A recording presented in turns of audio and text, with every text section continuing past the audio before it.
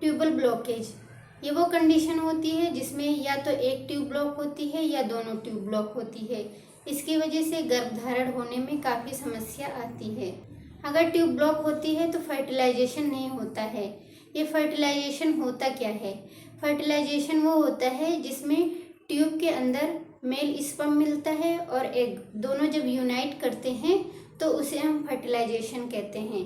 Fertilisation होना बहुत ज़रूरी होता है। किसी की एक ट्यूब ब्लॉक है तो 50% चांस कम हो जाते हैं गर्भधारण के लिए।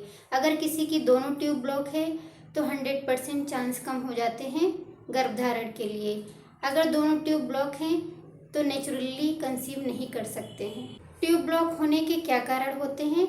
सबसे पहला कारण होता है पीआईडी।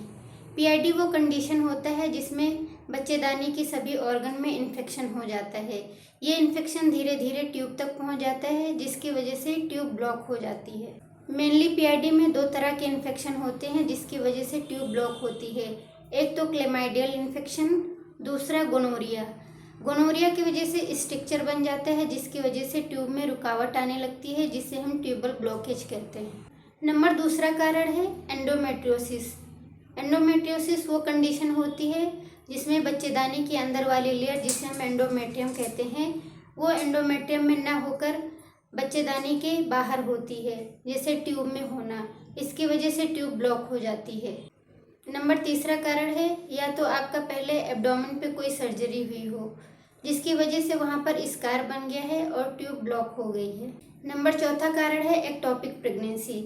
एक्टोपिक प्रेगनेंसी वो प्रेगनेंसी होती है जो बच्चेदानी में ना होकर बच्चेदानी के बाहर होती है, या तो सर्विक्स पे होती है या ट्यूब में होती है। अगर ट्यूब में बच्चा ठहर जाता है तो उसे हम एक्टोपिक प्रेगनेंसी कहते हैं और ये ट्यूबल ब्लॉकेज का भी कारण होता है। नंबर 5 पर कारण है हाइड्रोसाल्पिंग्स। ये वो कंडीशन होती है जिसमें ट्यूब में पानी भर जाता है। ट्यूब में पानी भरने का कारण होता है या तो सूजन या फिर इन्फेक्शन। अगर ट्यूब में पानी भर जाता है तब भी ट्यूबल ब्लॉकेज होने के चांस 100% होते हैं। आइए अब वीडियो में आगे बढ़ते हैं और ये जानते हैं कि इसके क्या सिम्टम्स होते हैं।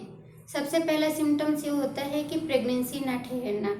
अगर ट्यूब ब्लॉक होती है तो प्रेगनेंसी नहीं ठहरती है। नंबर दूसरा सिम्टम है पेल्विक पेन होना या लोअर एब्डोमेन में पेन होना। पीरियड के दौरान या जब पीरियड नहीं आए होते हैं तब भी पेट के निचले हिस्से में दर्द बना रहता है।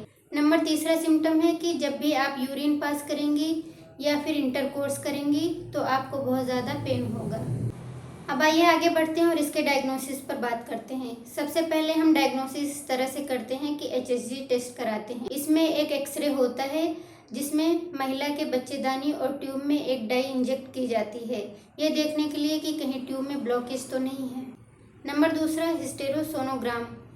ये एक तरह का अल्ट्रासाउंड होता है जिसमें वेव्स डाली जाती हैं जिसकी वजह से ट्यूब और बच्चेदानी की पिक्चर्स नज़र आती हैं, जिसकी वजह से हम पता कर पाते हैं कि ट्यूब में कोई ब्लॉकेज तो नहीं है। नंबर तीसरा लेप्रोस्कोपी।